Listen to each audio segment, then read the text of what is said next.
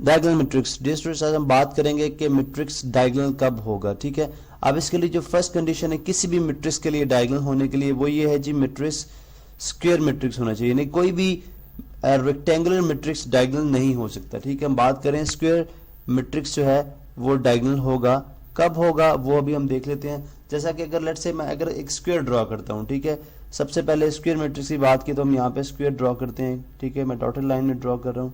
ठीक है, अब अगर आप देखें तो इस स्क्वायर का एक डायगोनल होगा। ठीक है, ठीक है, अब ये बेसिकली इसको हम कह रहे हैं डायगोनल। अगर लेट्स से यहाँ पे मैं कुछ एंट्रीज लिख देता हूँ 4 5 6। ठीक है, अब इसके ऊपर भी कुछ एलिमेंट्स आ रहे हैं, नीचे भी कुछ एलिमेंट्स आ रहे हैं। ऊपर जो आते हैं, क्योंकि ये चीज़ आपकी किताब में नहीं है लेकिन मैं फिर भी यहाँ पे जैसे उसका नेम मेंशन कर दूंगा।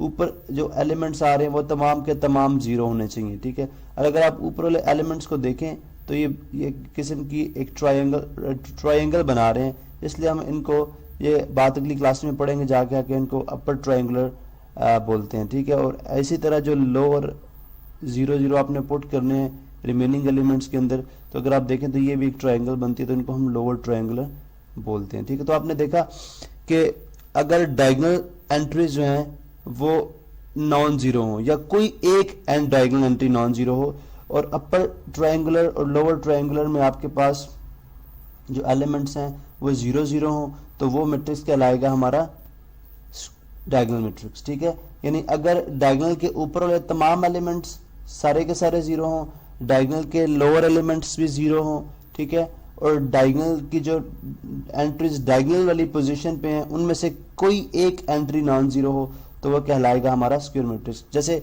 हम और भी एग्जांपल लिख सकते हैं। अब अगर मैं लेट्स सपोज इसको मैं पहले प्रॉपर जो है वो मैट्रिक्स की फॉर्म में कर दूं, ये ब्रैकेट्स आ गई और ये हमारा ए मैट्रिक्स आ गया। इसी तरह लेट्स सपोज मैं कुछ और मैट्रिक्स लिख देता हूँ, जैसे यहाँ पे है बी मैट्रिक्स है। ठीक है, इसको मैं लिख देता हूँ जी कि 0 0 0 0 0 एंड 0 1 0 0 एंड 1।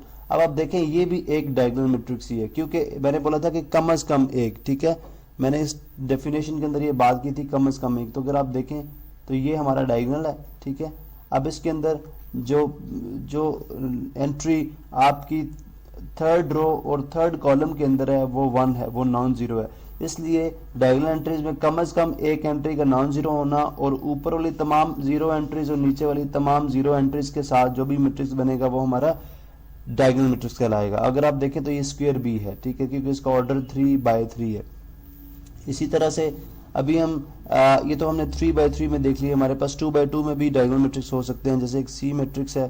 ठीक है, जैसे इसको मैं लिख सकता हूँ जी कि 1 0 0 4। अब ये भी एक डायगोनल मैट्रिक्स, अगर आप देखें तो इसकी डायगोनल एंट्रीज जो हैं वो नॉन जीरो हैं और ऊपर नीचे वाली तमाम जो रिमेनिंग एंट्रीज हैं वो जीरो हैं। ठीक है, इसलिए हम इसको भी डायगोनल मैट्रिक्स बोल सकते हैं। तो आपने देखा जी डायगोनल मैट्रिक्स की जो डेफिनेशन हमारे पास आती है वो कुछ इस तरह से है कि कोई भी मैट्रिक्स जो है, कोई भी मैट्रिक्स है वो डायगोनल मैट्रिक्स उस सूरत में होगा जब उसकी डायगोनल में कोई एक एंट्री नॉन जीरो होगी। नॉन जीरो से मुराद के वो जीरो नहीं होगी।